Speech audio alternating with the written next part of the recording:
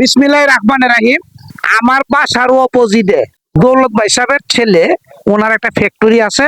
ওই ফ্যাক্টরি থেকে কিছু শীত বস্ত্র এনেছেন গরিবদেরকে দেওয়ার জন্য।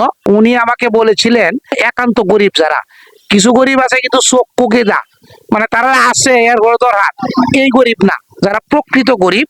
আবার এমন কিছু গরিব আছেন চক্ষু লজ্জা চায়ও না কেউ কাছে, চায়ও না কেউ কাছে, আবার টিয়া পয়সা নাই দিকে কিনতেও পারে না।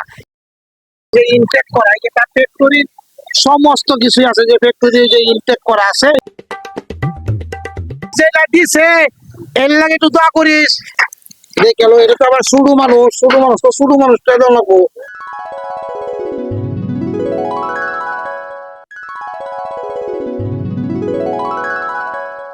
দোয়া করিও, যেটা দিছে এলে দোয়া করিও, যেটা দিছে এলে লাগে দোয়া করিও। যিনি দিয়েছেন ওনার জন্য একটু দোয়া করিও। এটা আমরা পড়বাই, যেটা দিছে এলে দোয়া করুন নাকি।